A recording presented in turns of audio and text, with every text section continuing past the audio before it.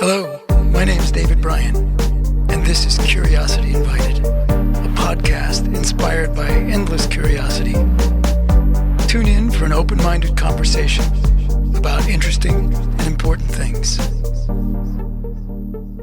Welcome, everybody. Welcome to Curiosity Invited. My name is David Bryan, and today I have the great pleasure of speaking with Simon Gowan, a name some of you may know, but probably many do not. Simon is, well, these days, Simon is a speaker. He is a Wim Hof Breathing and ice bath instructor, which we will absolutely speak about. He's also the creator of the toe touch method, and I think the founder and proprietor of the SG way, right? And so, Simon, thank you for coming and doing this and being willing to give up your time and talk about this, because it's not the usual stuff. I mean, maybe in California it is the usual stuff, but I have mentioned it to several people, not here in Wyoming, but who live elsewhere, and none of them knew anything about it. So do we explain what it is that the Wim Hof method at breath, et cetera, is first? Or do I ask you this question, which is, did you grow up, sort of wanting to dive into cold things or wanting to control your breathing? Or how did you get to where you are right now? Well, firstly, thanks for having me on the show. It's great a real pleasure. Privilege. And I loved in the introduction that you mentioned the toe touch method. So I'm super passionate about that. I want to make sure that we give that some airtime. Well, I think that's true. Absolutely. There's so many people who cannot. So yeah, with the cold, I think I've always been attracted to the cold. And obviously I'm from England, and it gets, not super cold there. It's not like the Arctic, but it does get cold. And I've always preferred operating in colder conditions. Although it's only really recently that I got into ice bathing and Wim Hof breathwork. So it really, honestly, was sort of quite a surprise to me, like it is to some of the people that you talk to, that I find myself now working as an instructor, guiding people through breath work and cold exposure. But it's been truly an amazing experience and life-changing one for me. So you're putting those two things together, and that makes sense to you. But so breath work and being in the cold, so obviously they go together. But how do they go together? Yeah, so let's go back about 3,000 years. And so I know you're way, you look young for your age, but you're not that old. Exactly. Yeah, I think we've been out a bit, haven't we? But maybe not that much. But 3,000 years ago, people were breathing, right? They were doing breathing. It's pretty much the foundational element of most practices, particularly spiritual practices. And also, 3,000 years ago, people were jumping into cold waters. The Romans, the Greeks, they were doing it. You mean as a practice, or just because health. they lived in for health? Yeah, I think for health, and so there wasn't necessarily a marriage between the two formats, and people were practicing independently, but these sort of modalities have been around for a while. But I think what Wim Hof has done really well with his method is that he has the pillars, and there's three of them. And the first one is the breathing, and he does a Tumo style breathing, which is a very active style breathing where you're taking deep almost like a controlled hyperventilation. So you're breathing fast. Could you say again what you said? He has a what style of breathing? A what? Tumo. So Tumo is from it was, I think it was sort of made famous in a way by Tibetan monks who practice a form of Tumo meditation, and they have a ritual whereby you get doused in after years of practice, you get doused in cold water, and then you're put out onto some Himalayan peak with, at minus God knows what temperature, and they use this breathing mechanism to raise their body temperature and heat up their clothing, and then when it's dry, they can come back inside. That's kind of like the sort of a test of their ability to control their physiology. Oh, wow. And so Wim adapted his own version of Tumo, and so the Tumo meditations practiced by the monks is a very sort of slow, controlled pattern, whereby utilizing breath to connect internally and then to control the internal organs, your temperature, your physiology. And Wim's method does a similar control of the physiology, but the mechanism is different. So his mechanism is you do fast breaths which produce adrenaline to the body. So you're breathing very actively, like 30 to 40 fast breaths, and so that's activating your sympathetic nervous system. And in that sort of, let's call it a primal state, where you would normally be preparing to run away from something or to go and attack or whatever, right? That flight, freeze response. You're produce adrenaline in that state, and so you're consciously producing adrenaline. And then during the relaxation phases, where you stop breathing with Wim after exhale, so you take the last breath, let it go, and then stop, and then you relax, and then you start going into the parasympathetic state. So during that state, what happens is it's a sort of marvel of the human physiology, because during the forced ventilations, we're really increasing oxygen in the cells. So just really oxygenating the cells, the pH in the body and the blood is going to go down, which creates this alkaline type of environment in the body. So inflammation response markers go down, which is beautiful for healing. And then also through the breath work and the parasympathetic, you're playing around with the vagus nerve, which helps calm you down, right? So you're getting into this nice state. And so his breathing stroke meditation, because in many ways it's a meditation as well, really works on the sympathetic and parasympathetic nervous system. So you're going deeply into relaxation. Now, what becomes powerful is that after prolonged periods of breath hold without air in the lungs, the reptilian brain, so let's say after about 2.5 minutes of breath hold, the reptilian brain thinks that you are dying, for want of a better word. Let's make it easy for the listeners to understand. So it's because oxygen levels are starting to plummet, right?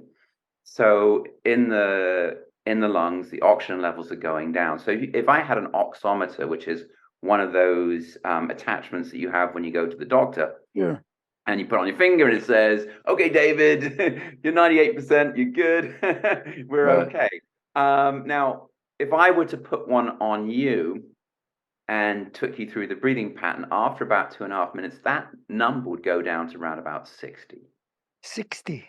60, yeah, it goes Wow. low as that. Now, in that state where you're depleted of oxygen here, right, and I'm tapping my chest when I'm doing that, but you've got oxygen still in the cells.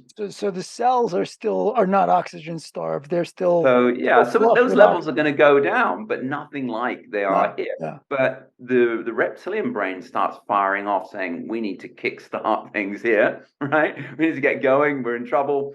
And so it releases bliss chemicals like dopamine and serotonin into your body. So, but you're doing it under control rather than a state of stress. You know, So you're and in some ways you're in a super relaxed state, and your mm-hmm, body is kicking into gear as if you're about, exactly. right? You've got to get things moving. And Yeah. that raises your body temperature? Well, actually, it's very interesting. People have different responses to it. Hmm. People can get cold actually during the retention phases. During, I think during when we're doing that controlled hyperventilation, typically people would get warmer. Yeah. Hmm. And then what we'd also do though is after the period of when you're holding the breath, finally then to breathe in, take a deep breath in, and then hold it for about 15 to 20 seconds. And that does release heat and energy into the body. So, I mean, if you told somebody to do this now, can somebody hold their breath for 2.5 minutes right away? Or is that something that most people have to work up to? Yeah, I mean, I would say most people would work up to that. Yeah. What really depends is how good you are already at managing your internal state. Hmm. If you're Hmm. someone maybe who's practiced meditation or you're naturally calm as an individual, the chances are you can have a pretty long breath hold to start with. So it's not so much about lung capacity, or that may be a factor, but the biggest factor is about your ability to relax. Hmm. So let's call it the monkey mind on most people is firing off. Like, Right. what's going on today? Did I do the shopping? Who's doing this? Work emails. Sure. That's the Right. biggest challenge. It's not really about ability. It's more about, how you are about with controlling your mind Hmm. and going deeply into your body. So this is obvious to you. But to what end? Why do people do this? Why did Wim Hof sort of explore this? You now mentioned spirituality, I think twice, and and yet it's a very physical process. So how did you get drawn to it? Were you always a sort of is this a spiritual seeking practice for you? Or I know you were an athlete from a young age, and then some. You're still at a young age, so but Thank how, you. how did you get how did this come to your life? Yeah, and it's a great question, and I think it's also going to answer your first one as well fully about how the breathing and the cold are connected. Yeah. And also, it's for me, it's been almost a lifelong journey. I've most of my career has been in health and fitness. So I was a gym owner. I was certified as a trainer. I train trainers and how to train clients. I've worked with thousands of people on a physical level. And I think one of the things that I've sort of wrestled with, and many trainers have done as well, is that when you're training someone, you're dealing very much with the physical, Hmm. and that's your job. But we're human beings, and so stuff comes up, but we're not therapists, right? And then on the other side of the coin, we have people that are therapists, but they're not addressing the physical. If you go to therapy, it's very much here. So the level that it's being dealt with is in the realm of let's say, the physical, which is your relationship and experience, the mental, which is going to be your processing of those experiences. And whatever that processing is, that's going to lead to a emotional response, right? So you would feel something about that. Um, and so, my journey has been really sort of centered around this relationship, of how I can work with someone in a physical way, a training modality that they can make changes in well-being, not just about how fast you can run, right? Or how you look on the scale, or whether you've got 3% body fat, right? The sort of the normal fixations that people would come, but Right. really, on a deeper level, what is your level of connection? What is your level of self? What are the fears that you have going on in life? And so my approach Mm. is very much to utilize um, the breathing to create alignment and to promote the most effective internal state and physiology. The cold is a mechanism to create clarity and insights, and also to prepare you for something called hermetic stresses. And the hermetic stress is going to be an environmental stress. So, that can happen at work. Your boss comes, or you can be cut off on the freeway, or whatever it might be. But those are sort of stress points, because in modern life we do not have the stresses that we used to have 1,000 years ago, when you were basically living to eating to live, right? And if you didn't eat, you didn't live, or you could get killed in any Right. number of ways. And it was cold. And so what the cold does is, when you get in 32-degree water, freezing cold water, you get that primal shock. Yeah, Also, it's like jumping out of an aeroplane, but you can do it just in lake or whatever. But you get that shock, and so the training, and what I do with my clients, the training is how you can control that. So how you can go into the ice and be calm, rather than freaking out and then jumping out, which is what happens, right? So so a lot of things are happening in there. One, you need obviously a powerful intention to stick with something that is brutally cold and merciless. You also need to have trust and faith that your body's going to work. And then there's obviously the training in the cold exposure to be able to handle prolonged periods in mhm, that. Typically, mhm. someone would start at 1 to 2 minutes. But for example, this weekend I took about 4 or 5 people through 20 minutes of at 32 degrees, just sitting there. And that water's colder than Arctic Norway is. Wait a second. So these are 4 or 5 folks, regular folks, and they're sitting in 32-degree water Yeah. for 20 minutes. Yes.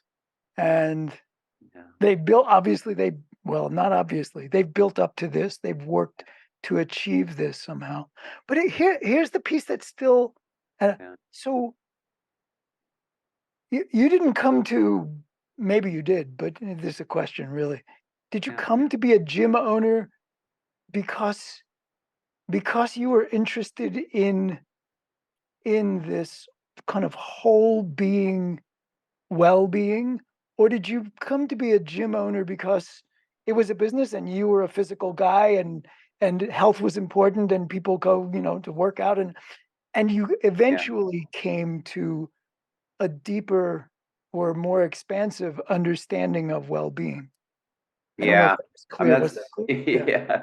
It's such a great question, and I think simple answer would be that the gym would be a progression, and I think my journey into health and fitness honestly sort of started with, yes, I was interested in it, but it was also a mechanism for me to deal with a very stressful childhood. I Uh, grew up with a bipolar mother. Dad left when I was 5, so nature and exercise were beautiful ways for me to get out and mhm, I mhm, found solace there. It was my sanctuary, my safe place. And that was really the start in my journey. So I always had a very positive aspect around exercise, and I didn't really use it for the way that I looked. I just like being in nature. I used to, like running in the hills, and that's mhm. still my preference, is to walk now in the hills. I don't run so much. It's not calling to me anymore. I've done years of it, and so that sort of journey, I guess the progression of that was then to realize that you can't run away from your feelings or the Mm, problems. And so then I started to look into mechanisms and ways to feel the feelings, and I explored things like therapy, I explored coaching and all this stuff. mm, And I didn't really find an approach that worked for me. I didn't do great at talk therapy. I found going to sort of personal development workshops, I would go and I'd be like, come back all fired up, and then 2 weeks later I'd be like, was I supposed to do this or that? It just didn't work. And so what I love about the breathing and the ice is that you don't need anyone else really. Maybe a guide to hold the space. And I'm really a guide, or a facilitator. I'm not a guru. I'm not a therapist. But you just get in the ice and you know, do the breathing, get in the ice, and stuff comes up. Oh, no You know, kidding. yeah, and then that becomes your curriculum, but you're doing it based on, and I think this point thing is really important. What I came to realize that my nervous system was out of whack. It was dysregulated, and in my sort of anecdotal experience, and I think what a lot of the evidence shows in America right now with the crisis of anxiety and depression was going on in the youth and older people too, you know, is that a lot of people are suffering from something very similar, these broken attachments leading to dysregulated nervous systems. And it shows up as anger, anxiety, fears, or whatever it may be, but they're there. And so for me, being able to, it took about 6 or 8 weeks of practicing the breathing. I retrained my nervous system. And then once you've done that and you're in an alignment, then it changes your consciousness, your level of consciousness. Hmm. And you operating at a different level of consciousness, you start to become aware of more things that are going on, how you're operating, what's coming into you. And then, you know, we talked about the spiritual aspect. And that to me would be, what are those intentions or things that are causing you disturbance in your mind become the things that now become your journey, not the goals of the sort of physical world, the ego world, which is about how much money you make or what you look like or who's doing what, right? And so Yeah. it's a completely different journey. And I believe that that journey is what leads to great well-being. Because at the end of the day, you know, when you're lying on your deathbed, what you really care about is the love and connection, the people in your life, right? You Mhm. don't care about the Maserati. It might Yes. be fun for a few minutes, but Sure. you don't, you know, you don't care about that. So the, you know, on the sort of journey progression as me as a trainer, I'm now for example, if you're an athlete, you might go and hire a sports psychologist, right, to help you. Well, what about with psychology? If that's sort of, let's say you're going to therapy, it's not working, there isn't a physical component to that to deal with those feelings or even to dive into the Mhm. sort of the soul-based world. So what I'm doing is creating a pathway for people to work on that in a physical way through the breath, through the ice, and then another area which is a sort of a departure from Wim Hof stuff, which is more the SG way that I've developed, which is around training in terms of fear and following that curriculum. And I'll Mm. give you an example. Was that my first time when I got into the ice? Well, wait, so I want to ask about the first time. So I don't Yeah, mean to cut you off. I yeah, don't want this to go away. yeah. Were you drawn to and did things with ice and cold and breathing and then came to Wim Hof? Or did you bump into Wim Hof? You said, "Oh, I'd like to try that," and you tried it, and immediately you saw right away that this was somehow rich territory for you. How did you get there? Yeah, so you know, during the pandemic, my wife was going to have a surgery on her hip, and you know, we previously talked about getting a jacuzzi, and so I said, you know, now's a good time to get one. And if you're going to do that, I'd like an ice bath and also an outside shower and a sauna. And I think my interest there was that as a former athlete, I just knew that getting in cold water was good for recovery, right? Right, And I right, liked the sure. feeling. That was basically it, and that's been Uh-huh. around forever, right? Right, sure. And I didn't really, you know, we had all this installed. We built this beautiful center at the back of my house, or at the time it wasn't a center; it was the ice bath. And you know, so I didn't know what to do at all. And my wife goes, "Are you going to get in, Simon?" And I'm like, "I don't know," you know. So I went on the internet, probably like you did before the show, and sort of looked up, you know, Wim Hof, this crazy Dutch guy, and all the stuff he does. And so I did his breathing once, and then I said, right, I'm going in for 5 minutes. And I made that commitment to myself.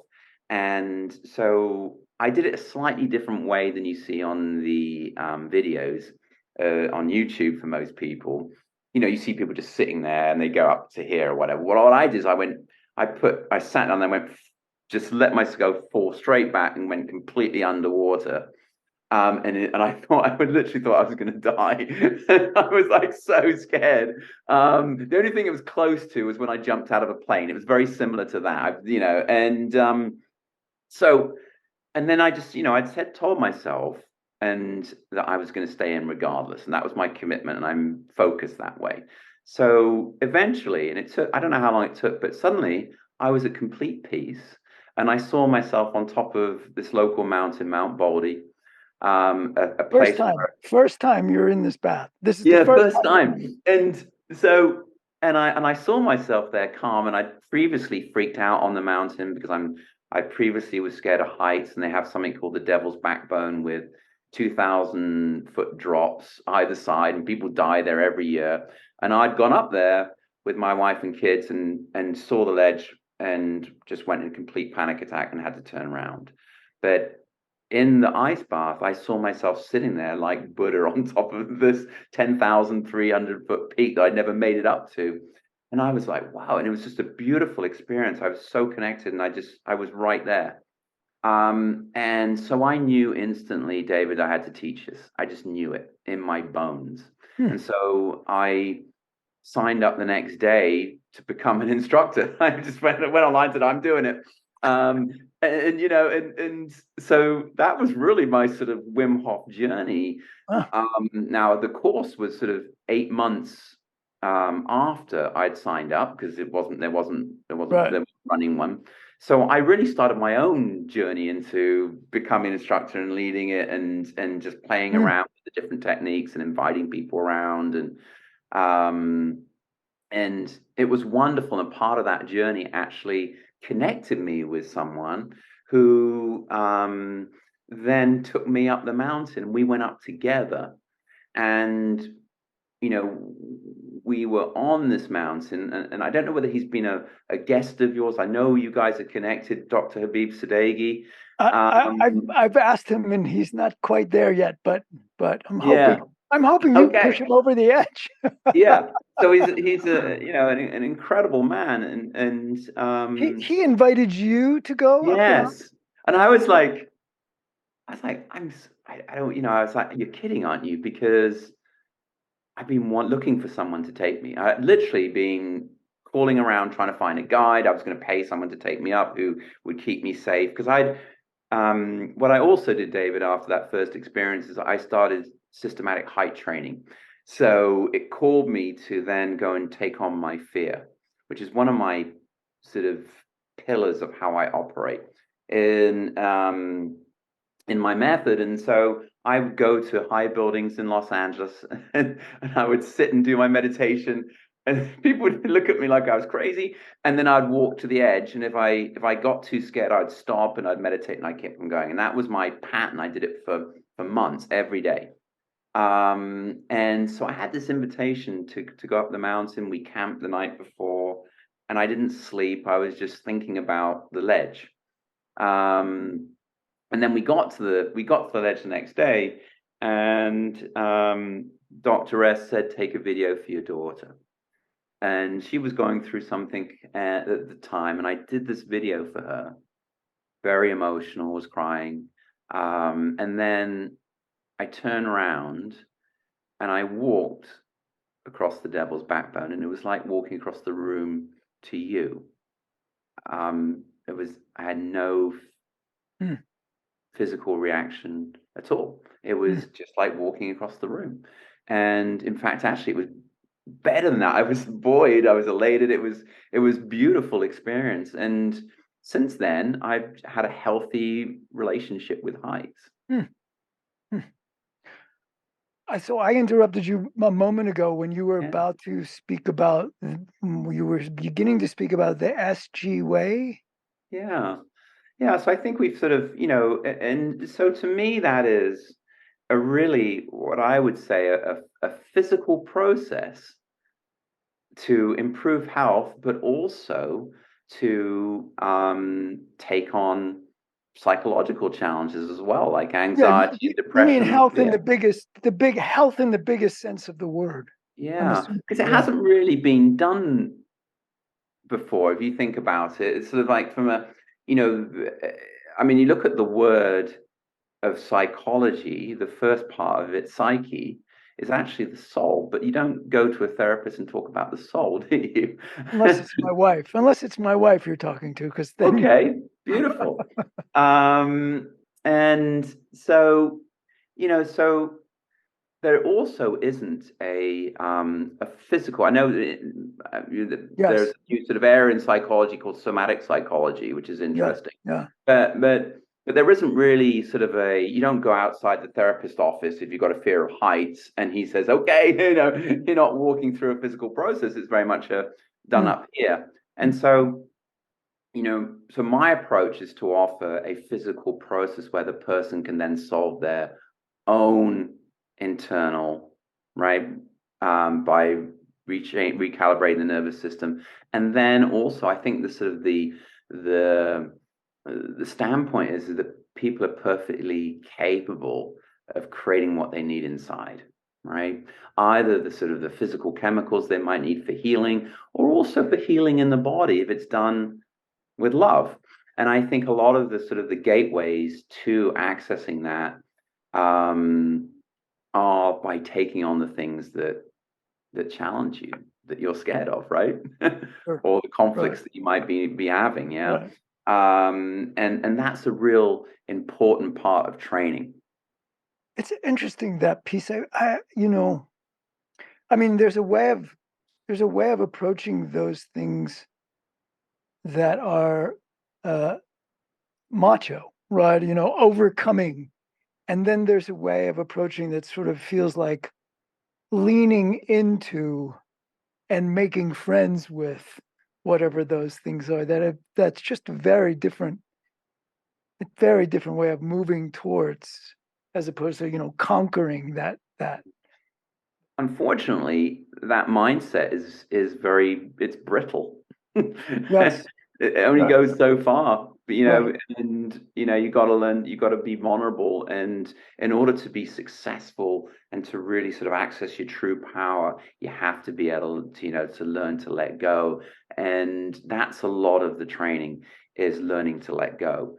Because Hmm. what happens in ice, which is very interesting, if you hold on, what you'll do is start shivering What and do you'll you what do start you mean shivering. if you hold on? You mean like Yeah, if you're like this, resist it? Like, oh yeah, yeah, you're yeah. like this. What happens is you're also what you're doing is if you think about it, you're creating this energy of like I'm holding on, I'm holding on. It's sort of like it's not a powerful energy. So you're almost weakening yourself by Mm, doing that. mm. Eventually, your grip's going to go and you're going to fall. Right? Yeah, That's what's because going to happen. yeah, because Yeah, how do you you can't overcome hold it. that? Oh. But also, the body doesn't operate well that way, and nor Hmm. does the mind. If you tense the body, I mean, think about it. If you were to tense your body right now and try and move, it's difficult, isn't it? Yeah, Right? absolutely. Whereas if you're nice and relaxed, the body works perfectly. It's the Hmm. cornerstone of most martial arts. Hmm. And it's exactly the same in the ice bath because when you're tense and hold on, what happens is the brain tells the body that it's not quite safe. And so therefore, all the blood stays in your heart and it stays away from the extremities like your hands and feet. So after about a minute, if you're trying to be tough, what happens is you get really, really cold and it hurts, right? Oh my God, I'll bet it Yeah. hurts. Yeah, and so like you mentioned, women, and they tend to be more connected and less, prone to doing that. So, but when you relax, what happens is the brain goes, okay, we're all good. Oh, everything's fine. It's yeah, engages your, like the vagus nerve gets engaged, parasympathetic kicks in, and then the blood starts going to the extremities. And then you're like, I'm good. Yeah, so I've been doing a number of things. So, um, Hmm. I've been doing mostly individuals and small groups have been coming to me. I really didn't do any marketing at all. My intention was just to let whoever was going to come. And I've been so blessed because I've developed this and have this beautiful community and amazing people have come. And then in order to expand the amount of people that I'm connecting with, I now work with corporations and do larger scale events, which has been nice. I'm going out into the world and bringing breath work to organizations. It's, it's the easiest way to get healthy. Mm. If people breathe properly and, even just once a day, breathe properly, it would solve so many of their basic health problems. Maybe even get a lot of people off medication, and also create possibilities for people that maybe they hadn't imagined.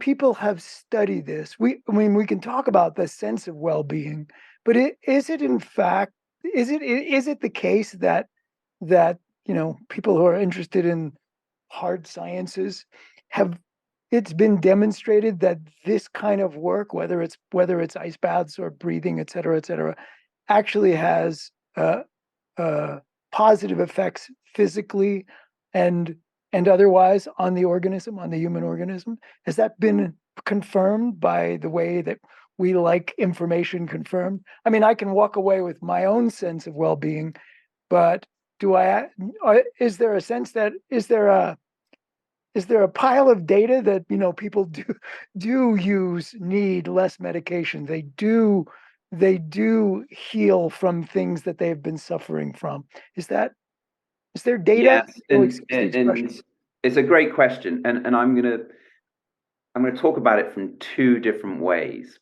Um, so up until about 2012, there wasn't any scientific data around the ability to control the autonomic nervous system, which is comprised of your sympathetic and parasympathetic system. That was deemed to be outside of our control, Yes, and right, you would get a firm no from everybody, right? right, right. And so it was the Radboud study, which is a university in Holland, that they injected Wim Hof with endotoxin.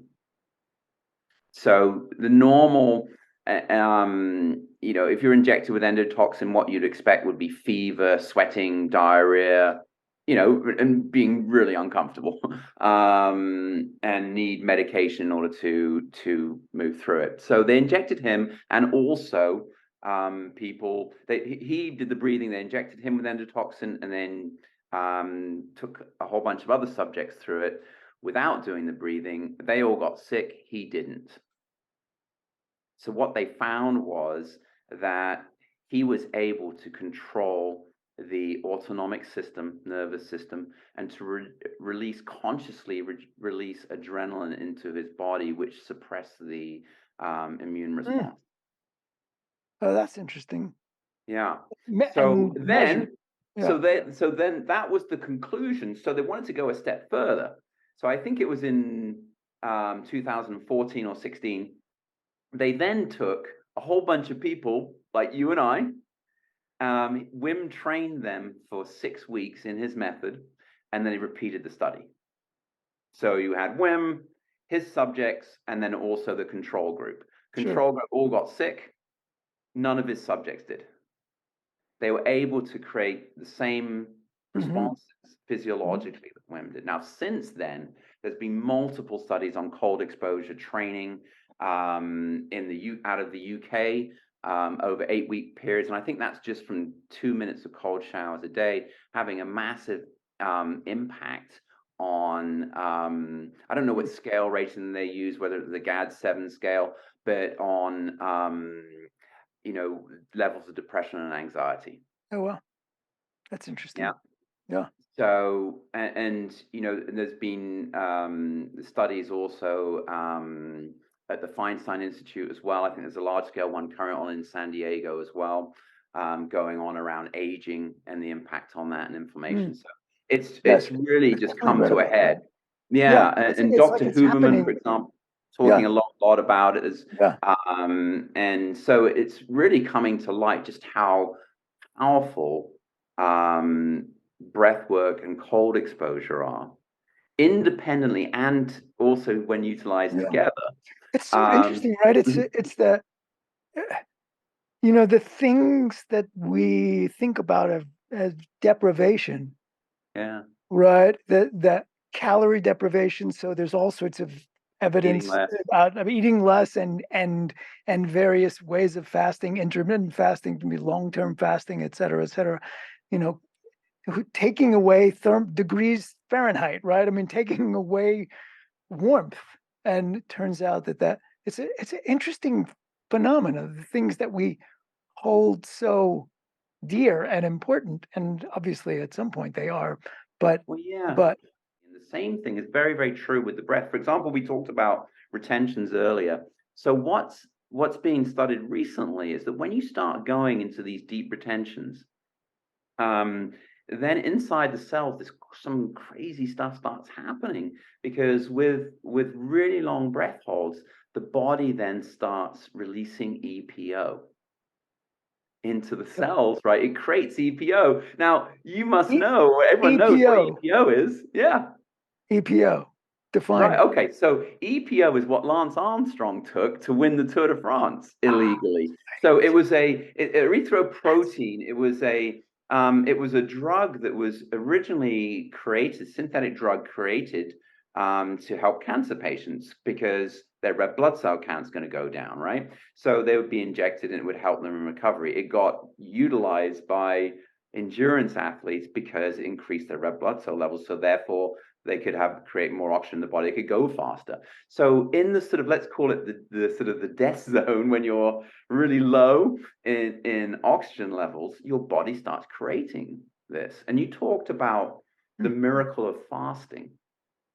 Similar thing happens as well after this magical 72-hour period of time when your body then starts, it engages these cleanup operations utilizing sort of, you know, mhm, cells, that and clean them up inside the body, which is done naturally and beautifully, right? So it's a way of really dealing with sort of harmful cells in the body, all done on the edge of, you right, know, right, but you're doing it in a way, but you're doing it safely. yeah, Because there's a difference between taking yourself up a high mountain and being on the edge, right? Because that could be very, very harmful if you were to fall or whatever. But you're doing it in controlled environments can be very good. And I think you also alluded to one other thing. Yes, you talked about reducing calories, and so eating less is is perhaps the most documented and effective um, eating strategy there is. mhm, Yeah. mhm, yeah. Better than any diet someone can do. Yeah. So is there an age either below which or or above which this sort of approach to doing things might not be recommended, right? I mean, like, well, when you get to 85, whatever it is, or geez, I'm not sure you'd take a 10-year-old on this. Um, is there anything that suggests, a range outside of which that would not be a good idea? This would not be a good idea. And the other pieces, but let's just for argument's sake say, so these practices produce uh, a state of well-being, not just psychological well-being, physical well-being, emotional well-being, sort of insight, whatever, um, for the individuals who participate. And I'm wondering, when you spoke about doing this for in corporations, is that about reaching more individuals, or um, is there a larger plan in mind?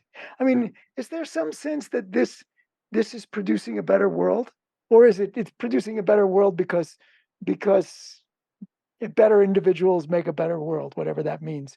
But like blizzards are a lot of snowflakes. So, you create enough snowflakes and eventually you get a big snowstorm. But or is there another is there another story happening for you?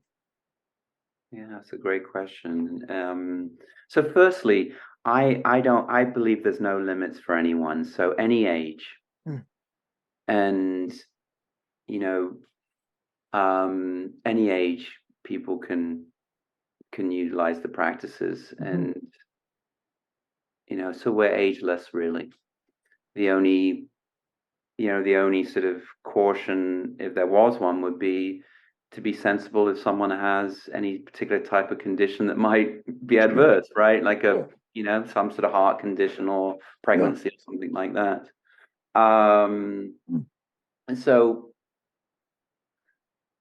I think honestly for me, I think I'm fine. I'm working out the answer to your question. I feel a strong calling to provide a sort of a physical mechanism for people to work through hard stuff and get stronger.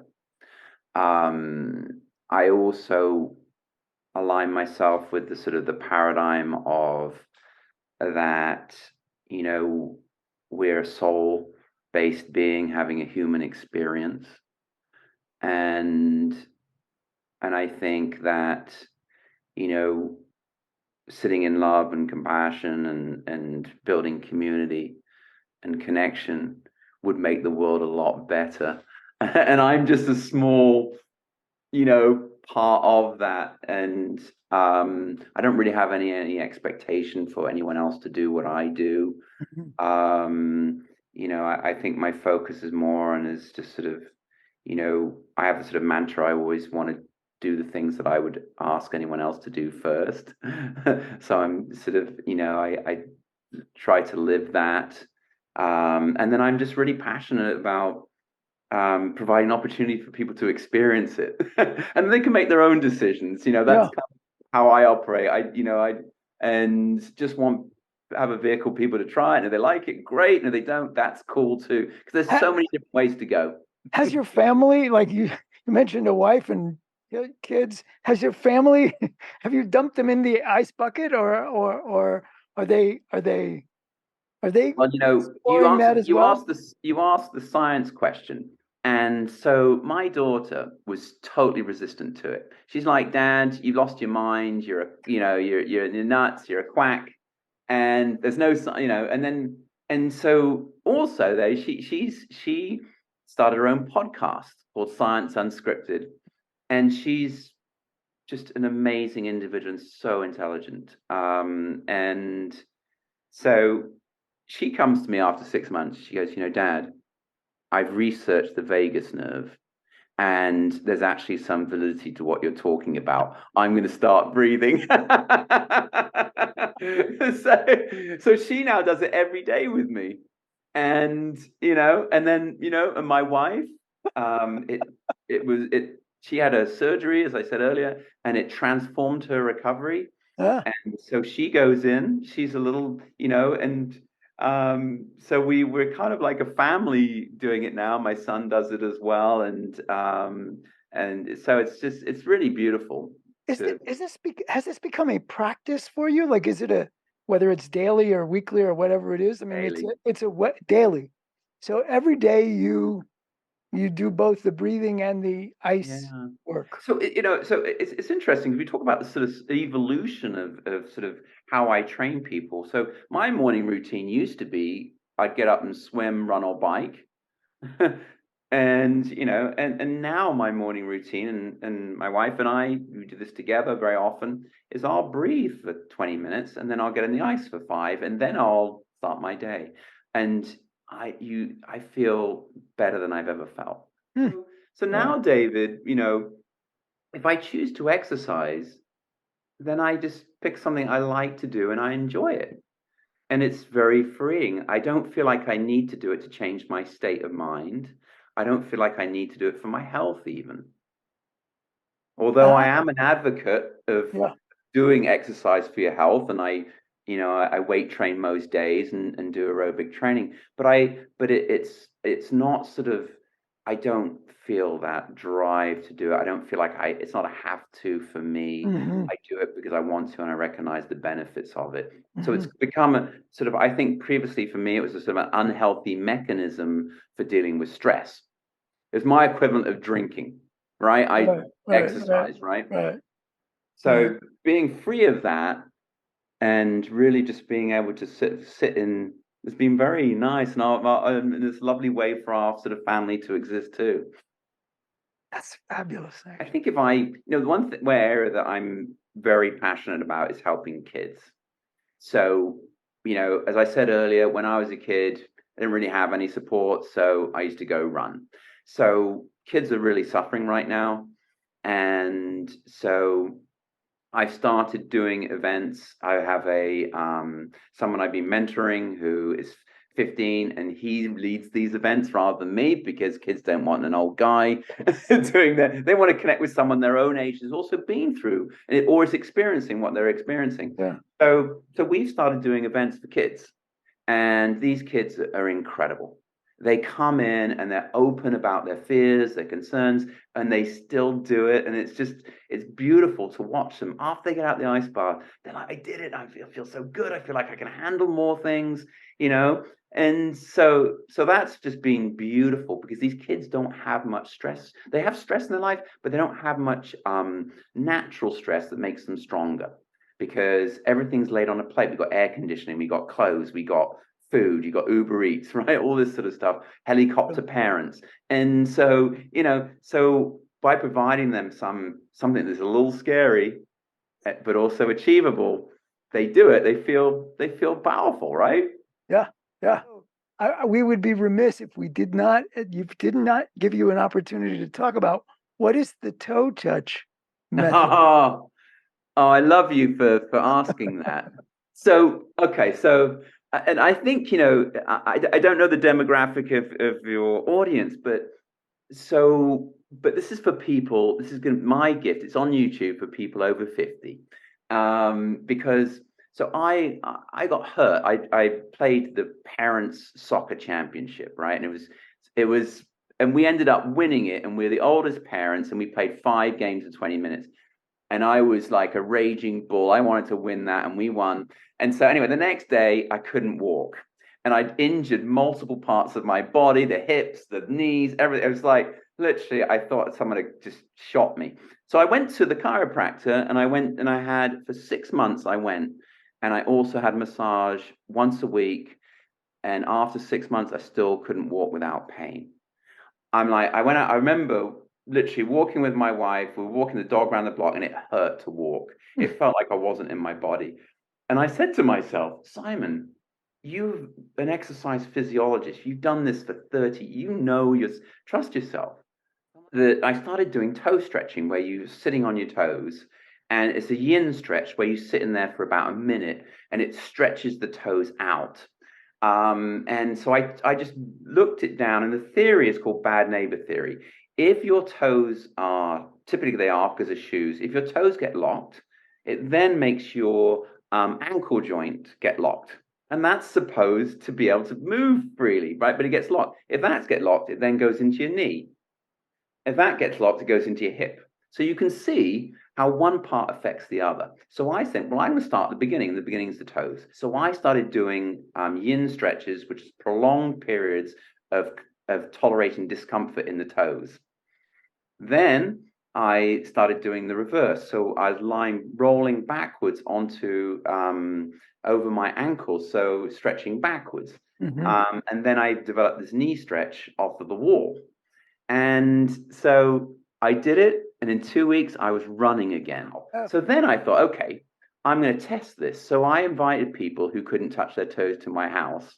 And in 5 minutes, and I have not been, I've been tested on this, and in 5 minutes, I've got any single person who's come and done the method, and you can do it you can go to YouTube and try it yourself.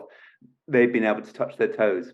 Yeah, that's great. That's really great. Beautiful. Well, Lovely. well, Simon, thank you so much for being willing to chat. And Blake, hey, it's right on time for you. Beautiful. And I really appreciate the conversation. And I'll see you some Friday down the road.